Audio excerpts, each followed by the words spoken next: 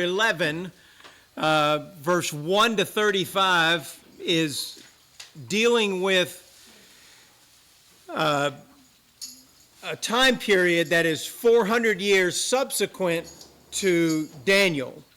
So Daniel, looking through the quarter of time, he looks down 400 years, and we get Daniel 11, verse 1 to 35. All of that is finished. All of that is fulfilled prophecy. It's history for us. We look back on it and we see that is all things that have come to pass. All of those things are past relative to us. Relative to Daniel, they were all things that were still to come. They've all come to pass, okay? So tonight, we pick up in chapter 11, verse 36, and we're just going to run through this and then get into Revelation from here. So we're going to pick up in Daniel 11, 36, which is all things that are prophetically looking at events that are yet to come. So these are things that are still yet to come for us and for Daniel, okay? So those are all things that are yet to come. Now, if all the things that he talked about in chapter 11, 1 to 35, have already come to pass, and chapter 11, verse 1 to 35 is the most minute detail of prophecy in the Bible.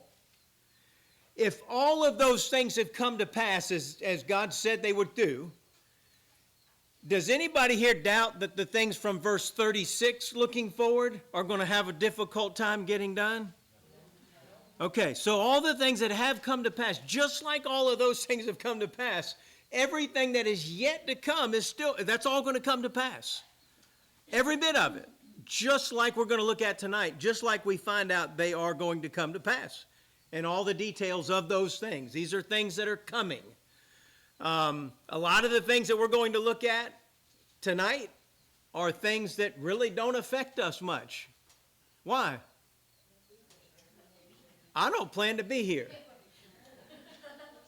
I plan to be with the Lord. I read somewhere that he's going to come and get the church at some point before all that stuff happens. But when we look at prophecy, remember we've talked about this a lot. When we look at prophecy, prophecy needs to move us now. Needs to do something for us now. It needs to have moral implications on our lives. So when we look at things to come, and we know that there are things, the wrath of God is going to be poured out in this world. Those are things that should have implications on our lives now. When we think of the imminence of Christ, that he could come at any moment. And he can. He could, he can, he will. He's going to come at any moment. By the way, nothing needs to happen for the Lord to come at this point.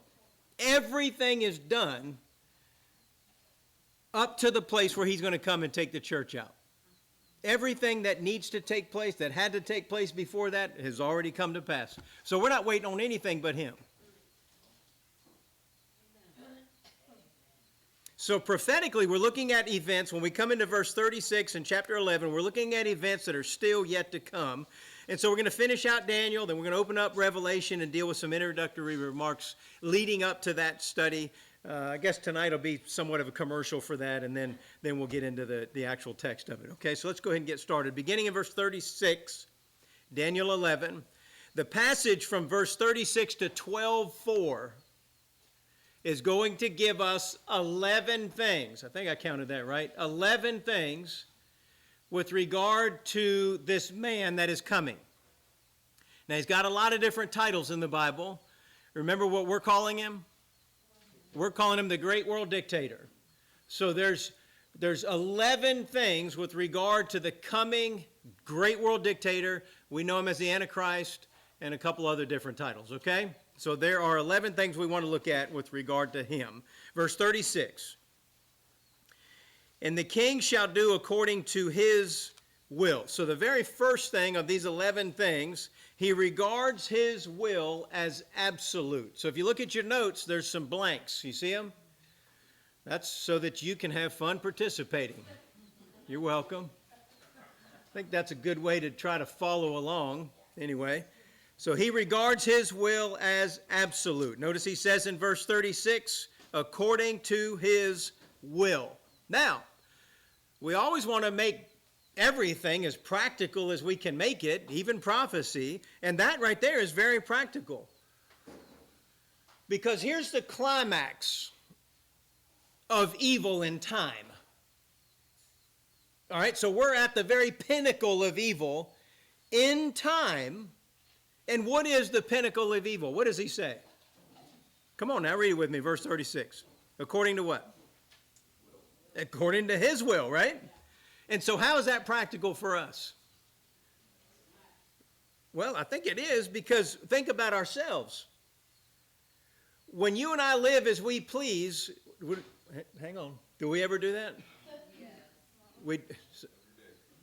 Okay, so when we live as we please, because here this is according to his will, and when you and I live as we please, in essence, what are we emulating?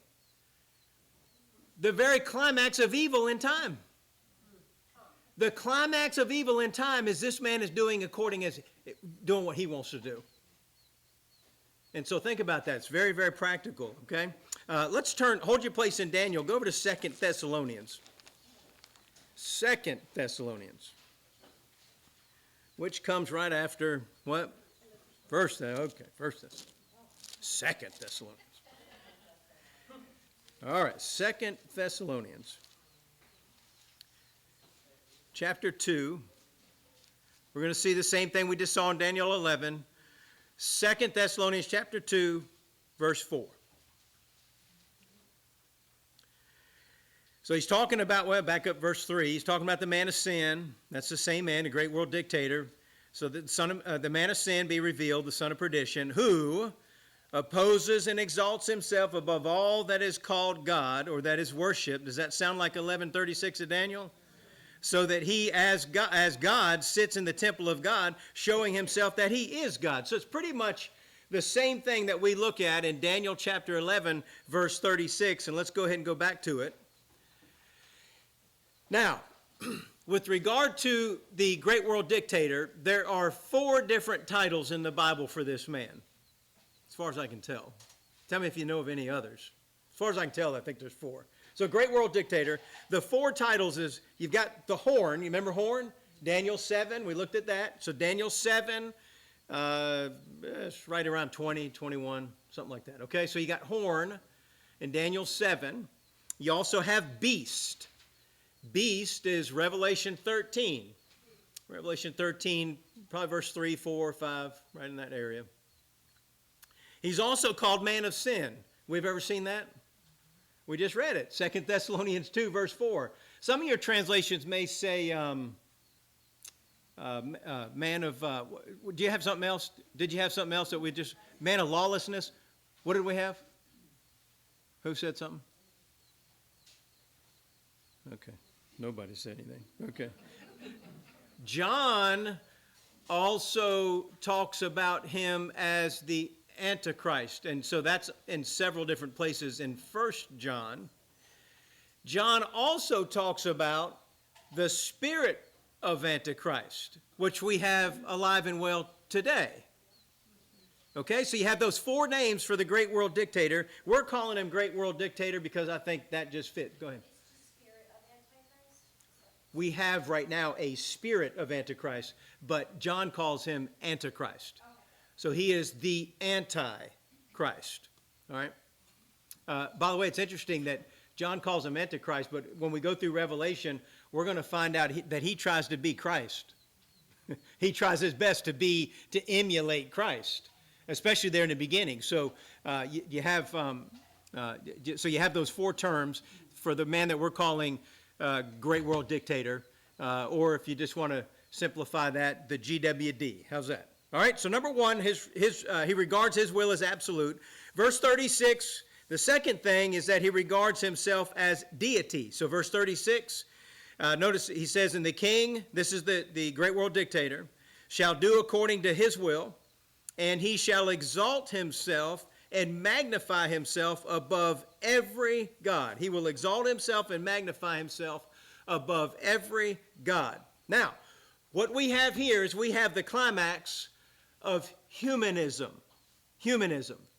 Now, humanism got a lot of traction in a lot of different ways in the 60s and 70s. Anybody familiar with the book that came out a long time ago called The Humanist Manifesto? It'd be a good read if you'd like to understand the mindset of humanism. But this is the climax of humanism. What is humanism? It's the idea that makes man God. So, in essence, there is no such thing as an atheist. Theist is somebody that believes in God. A means that there's no God. Well, somebody that says there's no God, what is their malfunction? They think they're God. They've made themselves God.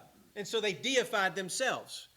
So, in essence, when you look at this man being the culmination or the climax of humanism, the climax of that man is God. He makes himself God. Now, go back to Genesis 3.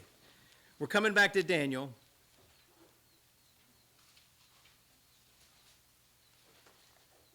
Let's see if we're getting something new in Daniel here.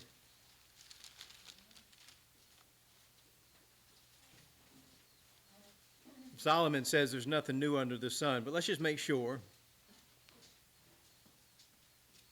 So here's the Satan. He comes into the garden in Genesis chapter 3, and look at what he feeds Adam and Eve. Same garbage that we're looking at in Daniel 11. Same stuff. Genesis 3. Well, let's just come down to verse 5. For God does not. So the idea is that he's trying to get them to eat the fruit. She's a little bit wishy-washy, and Adam's just sitting there watching what's going on. Verse 5, for God doth know that in the day you eat thereof, then your eyes shall be open. And what's that? What does that mean? Who cares? You're going to be as what? You shall be as God, knowing good and evil. And so from the very beginning in Genesis chapter 3, Satan comes along and he says, hey, God's holding back on you. You can be a whole lot more advanced than you are right now. If you'll just eat the fruit, you can be your own God. In Daniel 11, we've got the climax of all that. See, that goes all the way through human history. And you come into Daniel chapter 11, verse 36, and here's this man, the man of sin, the great world dictator that comes in the last 7 years of human history. And what is he? He says he's God. He said, I'm going to deify myself, all right? And so Daniel 11:36 is the climax of what started back in Genesis chapter 3. Okay? All right, number 3. He is in special opposition to the one true God. We're still in verse 36. Notice it says, shall speak marvelous things against the God of gods. And so what is he doing here? He opposes the God of Scripture. He opposes monotheism. What is monotheism? Mono's one, right? So one God. He opposes the one true God of Scripture. He opposes monotheism. And, listen here, he also opposes polytheism. What is polytheism? Multiple gods. He just opposes anything that's not him being God, isn't it? Right? So he opposes the God of Scripture. He opposes monotheism. He opposes polytheism. And this man is only a proponent of I am Godism. That's a new term. Okay? Number 4. He will function successfully for a set time. You got to get that. That's important, right? He's successful, but it's only for a set time, right? So notice in verse 36, he shall prosper. What's the next word? Until. Man, you talk about a powerful little word.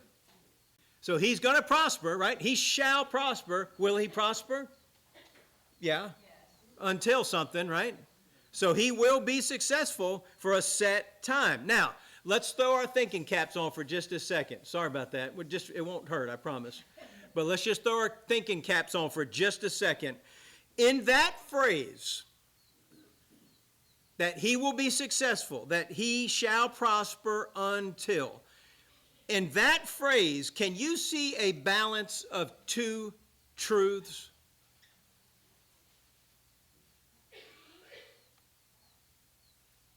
Two truths. Can you see a balance? Remember in the Bible, you always want to have balance. Because I can say here in verse 36, he's going to prosper, and we go home. We leave out of here, and what's going to happen? He's going to do what? He's going to prosper. That's what we left with, right? But there's a whole lot more to it. So there's a balance of two truths. And what are they? Can you see it there? He's going to prosper. So what's that going to mean? How is he going to prosper? How is he going to prosper? How's anything going to prosper? God has to permit it, right? Nothing can happen in this world that God doesn't permit. Now, that might hurt your feelings, but God is sovereign, and if he's not sovereign, then he's not God. And if he is sovereign, then there's nothing that can happen in this world that he doesn't permit. Okay? Everybody agree? Okay. So, shall prosper, God allows his activity. But you also have the until. And what does the until say? Okay, so let's write something down, okay? God allows, but he also limits. Okay, just like some people might act crazy. Is that going to go on forever? No, so there's limitation to it. We might do something foolish, right? But there's limitation. God allowed that, God permitted that, but at the same time, there's limitations to that. So God allows, but he also limits. God allows sin. Does he? Does God allow sin? Okay. Is there sin going on? Has God squashed it yet? No. So God allows sin, but he's also in control. Notice in verse 36, he shall prosper until the indignation be accomplished. The indignation's the tribulation, the period. We'll get into that in a little bit. For that is determined shall be done. That goes even further, doesn't it? Determined means decreed. Who decreed it? God decreed it. So the thing that God decreed will be done. And so his function, that this man of sin, the great world dictator, his function is part of the decree or the plan of God. Everybody good? Okay. Number 5. He has no place for the Messiah. We're talking about Jesus Christ. Okay, so he's got no place for Christ. By the way, he will be destroyed for Christ, by Christ, because of that. Okay, so he's got no place for Christ. He will be destroyed by Christ. Verse 37, neither shall he regard the God of his fathers, nor the desire of women, nor regard any God, for he shall magnify himself above all. I think we understand the first part. What is meant by the desire of women? What is he talking about there? Who is Daniel talking about in Daniel? The Jewish people. All right, let's keep our bearings here. In Daniel is prophesying for the Jewish people. So he's talking about the Jewish people. So if we're talking about women, we're talking about what kind of women? Jewish women. Okay. So what was the desire of Jewish women before Christ came? They wanted to be the mother of the Messiah.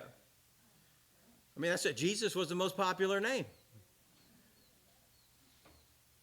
So the desire of women he's talking about here is the desire of women to bring in the Messiah. And so the point here in verse 37 is he has no place for the Messiah, for Christ, given in two different statements in verse 37. All right? Any questions on 37? All right. Number 6, he honors only one God.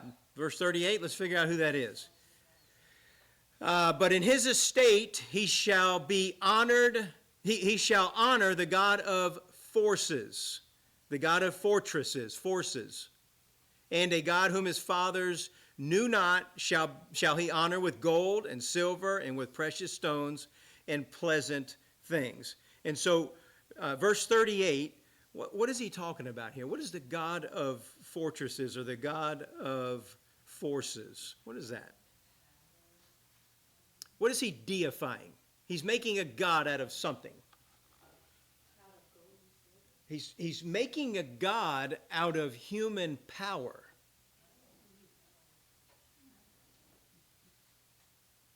You think about a country today, right? A country today might have a strong military but could care less about the one true God. What are they putting all of their weight in? In their military. They're putting their weight in that. This man is putting all of his hope and all of his energies. He's deifying human power. He worships the God of his own muscle. How's that? That's what he's doing. So he's worshiping the God of his own muscle, the God of his own ability. All right, that's verse 38. Everybody okay now? All right, verse 39. He honors those who honor him. That's easy, right? You're nice to me, I'm nice to you. Same thing, right? So that's pretty easy. Now think about this in verse 39. Thus shall he do in the most strongholds with a strange God, whom he shall acknowledge and increase with glory, and he shall cause them to rule over many and shall divide the land for gain. So he honors those who honor him. In other words, if you get on his team, if you're on his side, if you get on his team, everything's going to be okay with you. Now we should mention that that's going to work out, but only, remember the until in verse 36? It'll work out that long. Everything will be in your favor until then. Because he's not going to last forever either, is he? But sometimes we get so caught up in the now, don't we? Right now, what's going on right now? What's the old saying? You can't see the forest through the trees. But there's so much more sitting out there. There's so much more that's available. There's so much more yet to come. And that's what people will look at this man and say, I've got to get on his team because it's going to make me safe. I'm going to be safer. It's only for just a little while. It's only for just a little while. All right. Number 8, he's going to enter into the land, verse 40. And at the time of the end shall the king of the south push at him, and the king of the north shall come against him like a whirlwind, with chariots and with horsemen and with many ships. He shall enter into the countries and shall overflow and pass over. He shall enter also into the glorious land. See, now we're getting into Palestine. And many countries shall be overthrown. But these shall escape out of his hand. Edom, Moab, and the chief of the children of Ammon. And that's kind of your North African countries that you understand today. All right? And so he enters into the land. There's a lot of geography here. I don't know if it'd be too beneficial for us to spend a whole lot of time into it. But Palestine is located in such a way that the folks in the south and the folks in the north, when they battle, Palestine's right in the middle. So if the south wants to go up against the north, how'd they get there? They got to get through Palestine, right? It's kind of like if your neighbors on both sides of you get in a shooting match, who gets to enjoy the fun? You do. The bullet's got to go through your house, right? So it's the same thing. Same thing that's going on here. Palestine is just kind of a place that's in the way, especially geographically, what we're looking at here with the north and the south and so forth. All right? So you've got the king of the south, verse 40 and 41, which is North Africa. I'm being very general right now, okay? But basically North Africa. All right? That incorporates a lot. It's not just Africa, if you can think of what North Africa looks like. So it's North Africa, and then you got the king of the north. Who's that? Okay, that's going to be Russia, and there's others that come into play as well, okay? But you basically have North Africa, and then you have Russia, all right? Now, let's see if we can make some sense out of that. That brings us to number 9, by the way, verse 42 and 43. He's going to gain wealth from the North African countries. Verse 42, he shall stretch forth his hand also upon the countries, and the land of Egypt shall not escape. But he shall have power over the treasures of gold and of silver, and over all the precious things of Egypt, and the Libyans and the Ethiopians shall be at his steps. You know, it's interesting that this book was written in the 6th century BC, these places weren't even around. They didn't even exist, and they weren't a problem for sure. They may have been in some infant stages of development, but these countries weren't even a problem. They didn't even exist. But how about today? Raise your hand if you want to take vacation in Libya. I don't think so, right? So they're around today, and we know that there's some problems there, right? We know that there's a lot of problems there. Now, question. Does it seem feasible that these things could kick off at any moment? I mean, all you got to do is think back on the news cycle of the last couple of weeks, right? Last year, the last 2 years, right? So I think it is feasible. Am I saying that they will? No. I hope they do. But it is feasible that they could kick off at any moment. By the way, he's opposed by the north, he's opposed by the south, and he's opposed by the east. These are all countries coming from these directions. What happened to the west?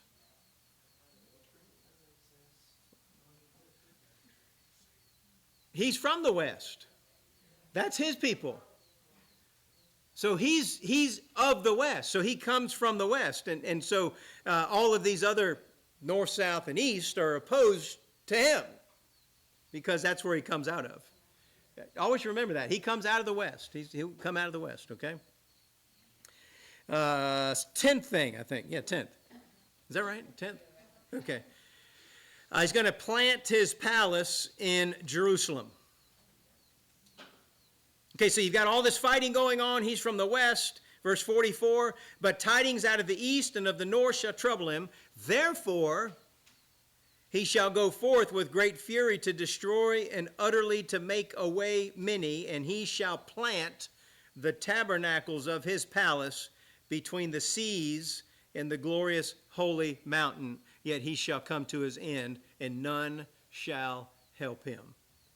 All right, so he's going to set up headquarters in Palestine. All right. Now, the last thing is that he's going to be destroyed and nobody helps him, verse 45. Why is that? Why did anybody come to help him? Well, who destroys him? Jesus destroys him at his second coming. So if Jesus destroys you, there's nobody that can come help you. You're done. Yeah, so there's no help because of who it is that he's being destroyed by, okay? That's the point. So that's the coming world dictator. Now we get a good time fix in Genesis, not Genesis. You guys want to do Genesis? Let's do Daniel. Let's finish up Daniel. Daniel 12. So we've got to get a good time fix. Daniel 12, 1-4. Notice 12:1 is just a continuation of verse 45. And at that time, and means what? It hooks on to the thing that just happened, right? So it's just a continuation. It's not a good chapter division, but anyway, it doesn't matter. And at that time shall Michael stand up, and the great prince which standeth for the children of thy people, and there shall be a time of trouble, such as never was since there was a nation. Well, so does that seem like big trouble? What do you compare it to? Nothing. It's like it never has been. Nothing's ever been like this before. To that same time, and at that time thy people shall be delivered. Talking about the Jews. Everyone, remember, Christ has come now at this point, right? Because who was just destroyed in verse 45? The Antichrist, right? The great world dictator. So he was destroyed, and now in verse 1, he's coming. Now the Jewish people are going to be delivered because we made our way through the tribulation. Everyone that is found written in the book. So this is going to occur in the time of the great tribulation, which you have up in 11:45 and part of chapter 12, verse 1.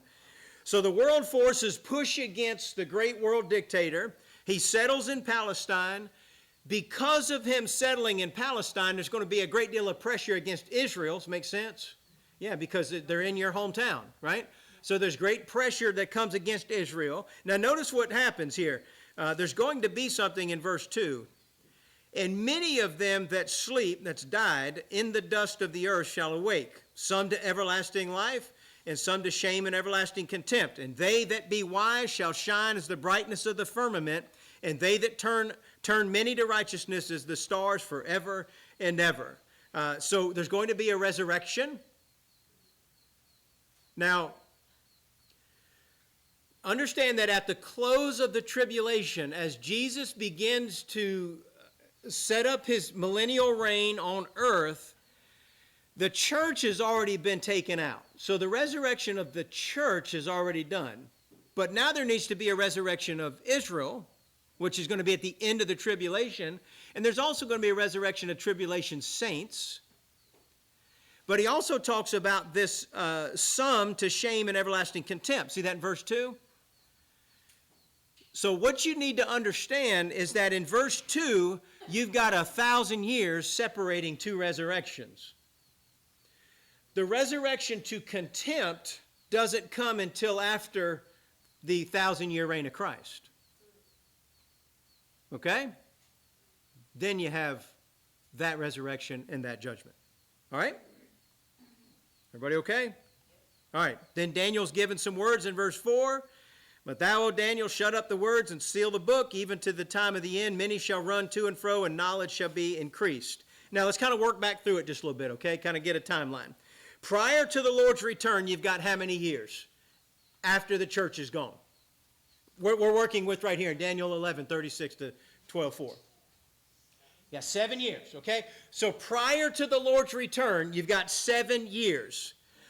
There is a critical event, just write it down and look at it later. It's the abomination of desolation, Matthew 24:15. That critical event comes at the middle point of that 7 years, which is 3.5 years, right? So 3.5 years goes by.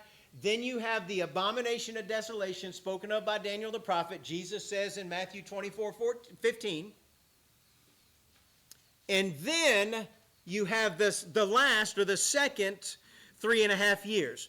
So the great world dictator makes a covenant, makes an agreement with Israel. Everything's good, hunky-dory. We're going to build our temple. We're going to start rebuilding our country. Everything's going to be great. At the middle point of that, at 3.5 years, he breaks that covenant, and he sets himself up as God in the temple that Israel has brought back in. Okay? Then you've got, from that point forward, you've got 3.5 years after he breaks that agreement. So, the best way to look at that 7 years broken in two parts in relation to the great world dictator, the Antichrist, is the first 3.5 years is his rise to power. Okay? So he's not powerful in the beginning, but he becomes more and more and more powerful over the first 3.5 years. So you got to look at that as his rise to power. The second 3.5 years is his rule.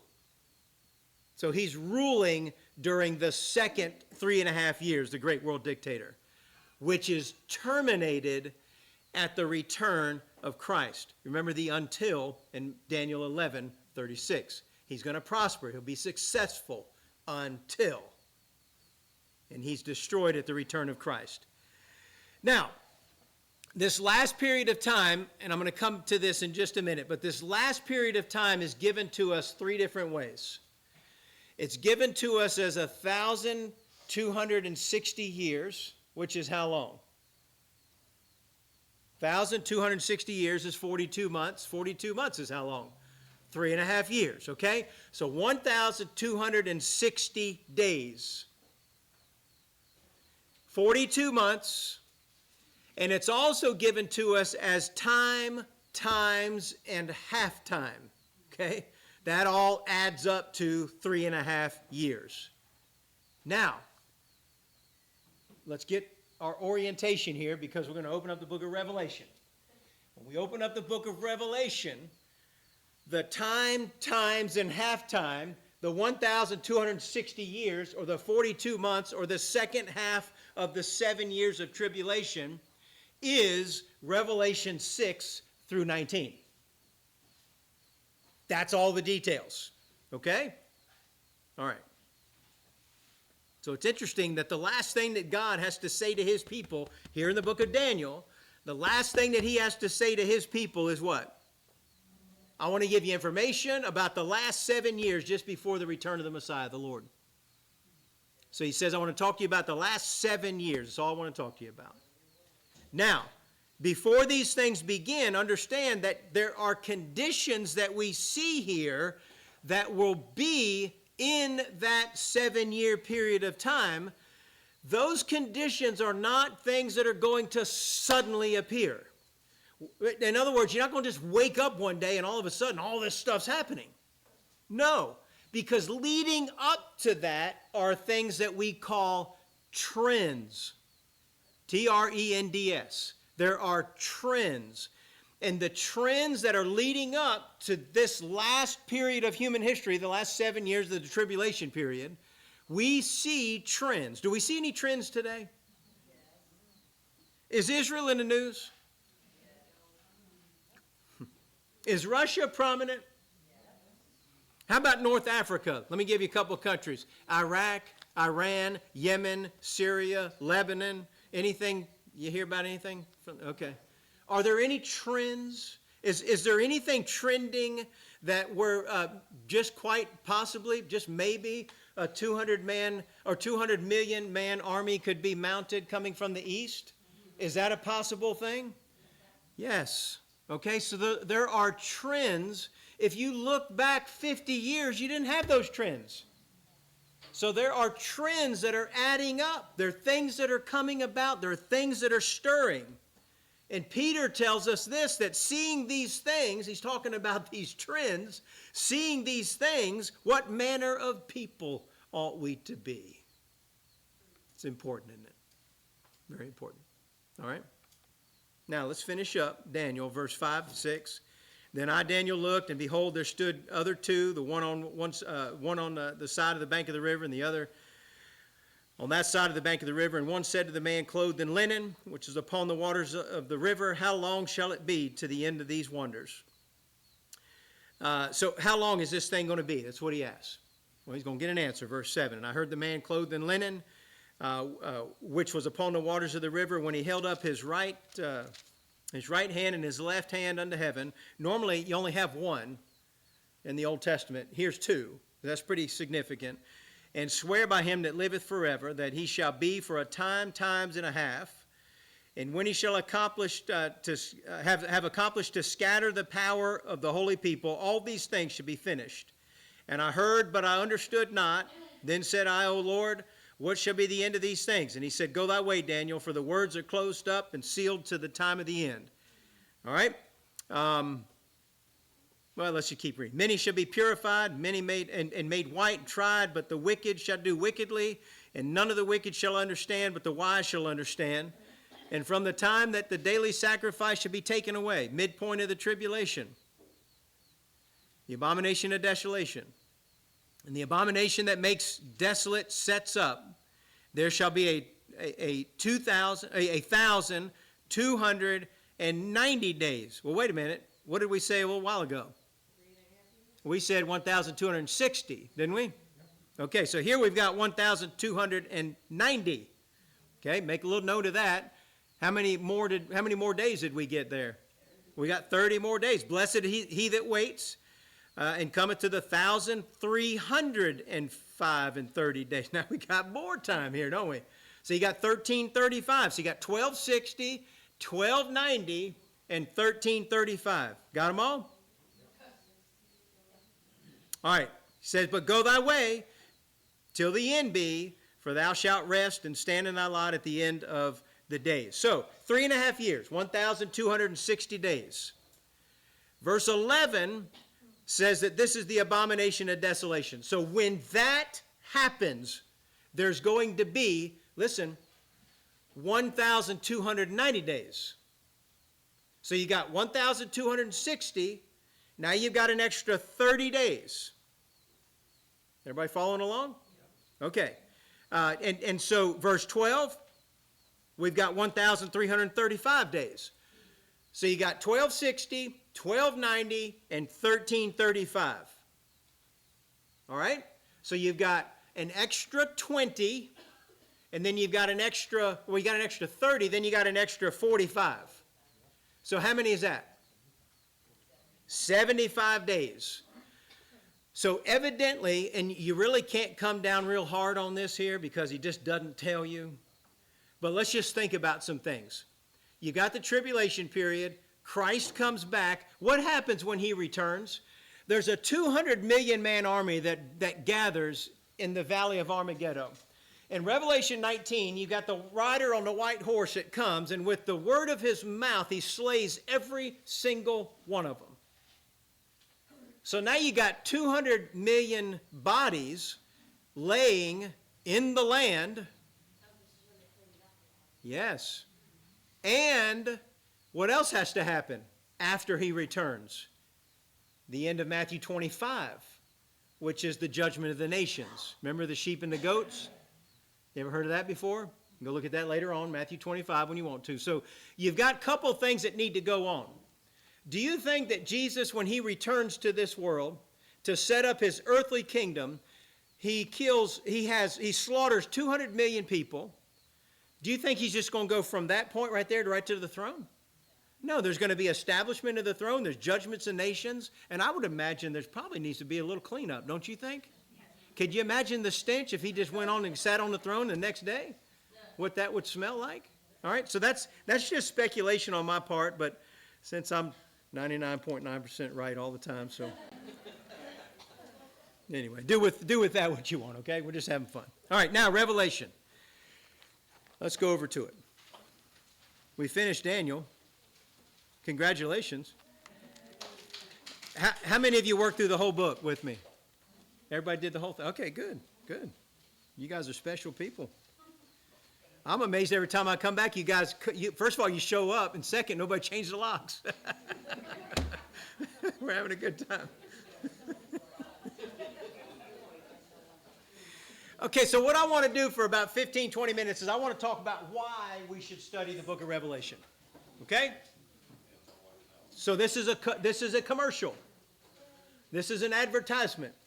All right? Why should we study the book of Revelation? And I'm going to give us 4 reasons. Might be more, but these 4 ought to do us pretty good, okay? I'm not really teaching right now. Kind of am, but not really. I'm just talking about why we should study the book of Revelation, okay?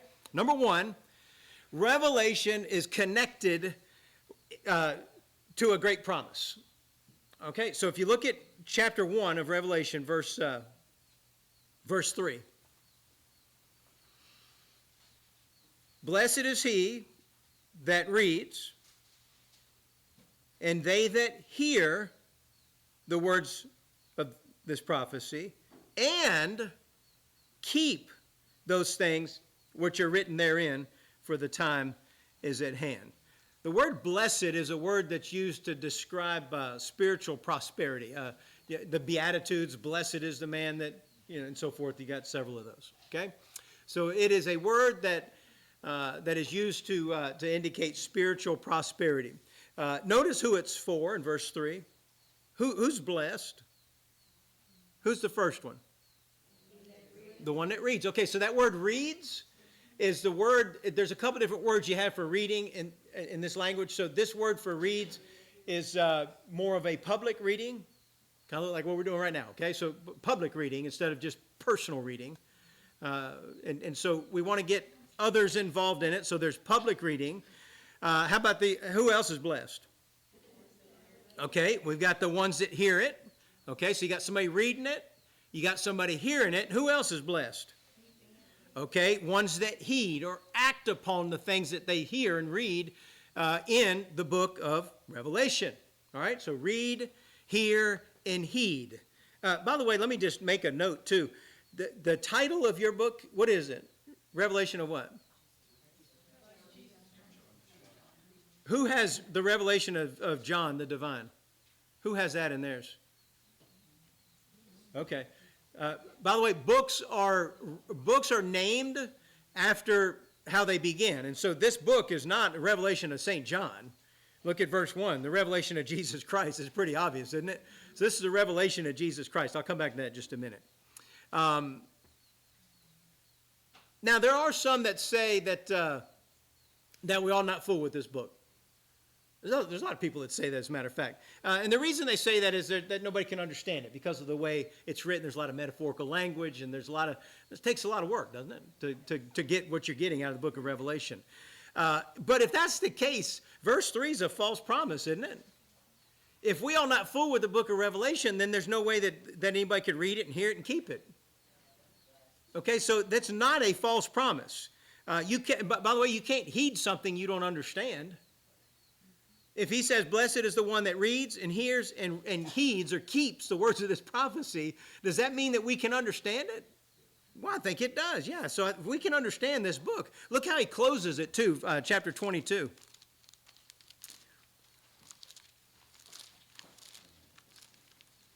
If you get to the maps, you went too far. Just turn back a little bit. Revelation 22, look how he closes the book. He opens it with the blessing of reading and hearing and doing. 22:7, he says, behold, I come quickly. Blessed is he that keepeth the sayings of the prophecy of this book. And so what's the point? As we approach the book, we should approach it with great expectation, shouldn't we? If somebody says that if you do something, you're going to have spiritual prosperity, you think you ought to give it a shot? Okay, so you ought to have great expectation our expectations ought to be high as you approach this book, okay? That's what he's saying. He starts off the book that way and he closes the book that way, okay? So we ought to have high expectations. Hope you can see that. Now, chapter 1, verse 1, the subject matter. So we're talking about 4 reasons why we ought to look at this book. Number 1 is the promise that comes along with it. Then the subject matter. What is the subject matter? Or who is the subject matter? What does he say in verse 1? The revelation of who? Jesus Christ. Okay. Now that little word of is pretty big. It's a big word. Now, I'm not going to bore you with this. It could be a genitive or a subjective preposition. You got to pick one. Well, I'm not going to pick one because I think it's both. Okay? I think it's leaning towards one, but think about this. If it's genitive, we're talking about it being from him, and if it is subjective, it is about him. So it's both of those things. It's from him, and it's about him, but mainly this book is a revelation about Jesus Christ. All right? So we're going to kind of zero in on that aspect of it. So it's a revelation about Jesus Christ. Now I want to give you an oversimplified way to look at the book of Revelation, okay? And so when you think of Revelation, it's 22 chapters. And if it's a book about Jesus Christ, chapter 1 is his person, goes into great detail about who he is. We'll get into all these details later, okay? So number 1, it's about Jesus Christ. So it's about his person. Chapter 2 and chapter 3, it's about his church. He says, I want you to write letters to these 7 churches of Asia Minor. Okay? So it's about his person, it's about his church, it's about his qualifications. Revelation 4 and 5, there's a little bit of problem that they come up with in heaven, and that problem is this, that we've got this book. The book is sealed. And John said everybody's looking around. And they don't see anybody that's worthy to unseal the book. And then John says, behold, I looked. And I saw a lamb as if he'd been slain, butchered. There's the one that's worthy to loose the seals. And so when we talk about the book of Revelation, it's about Jesus Christ. It's about his person. It's about his church. It's about his qualifications. He's the one that's qualified to break the seals on the book. And after the seals on the book are broken, we go into this period of time called his wrath, which is chapter 6 through 18. Chapter 6 through 18 is going to detail out the things we just looked at in Daniel chapter 11, verse 36 to 12:4. So you've got his wrath, and then you've got his coming. He comes in chapter 19. You got some of that in chapter 20. So his coming is chapter 19 and 20. And then the last thing that we have in chapter 21 and chapter 22 is his reign. So that's a real simple breakdown of the book of Revelation, being that it is about Jesus Christ. Now, third reason as to why we should study this book is the book's command. Look over at chapter 2, verse 7. This is just one of many. I'm just using one example. This happens repeatedly in the book. Chapter 2, verse 7.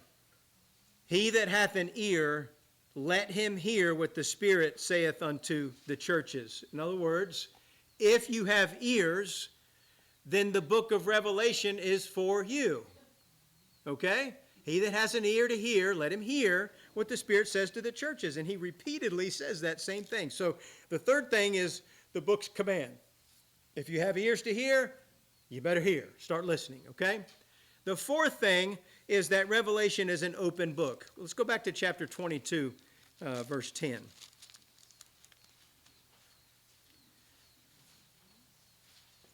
Chapter 22, verse 10.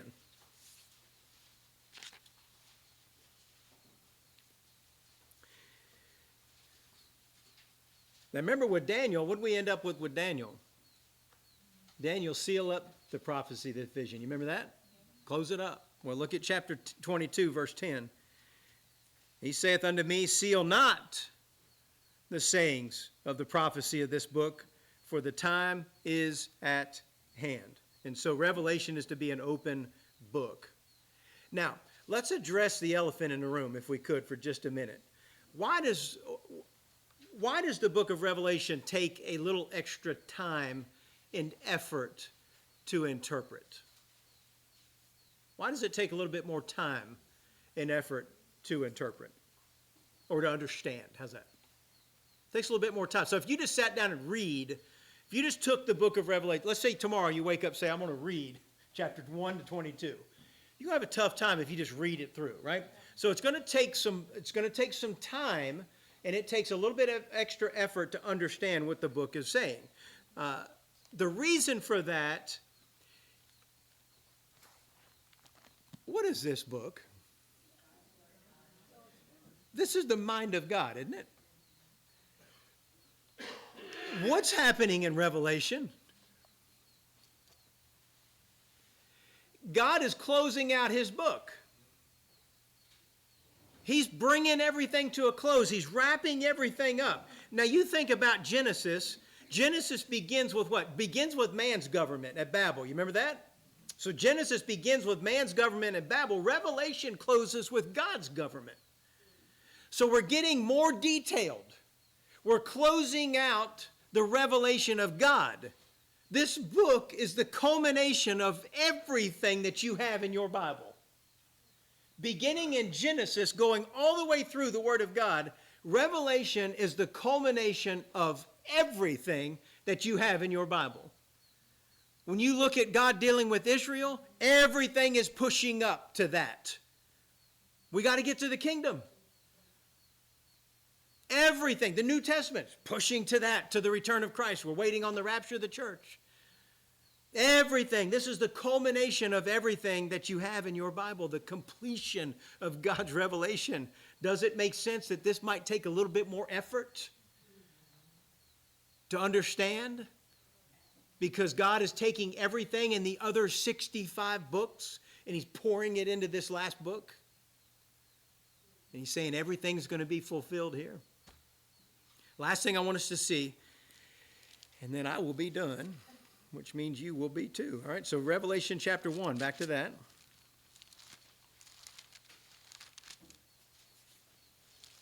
Last thing, I'm going to give you the outline of the book, real simple. You got three things. Chapter 1, verse 19. He says, John, I want you to write the things which thou hast seen. That's number one. And the things which are. That's number two.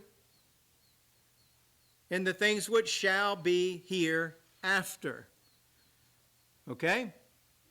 So Revelation chapter 1 is the things which thou hast seen. That's Revelation 1. That's the past. Revelation 2 and 3 is the things which are present. So you got the past, you got the present, and then the things which shall be hereafter. Look over at chapter 4, verse 1.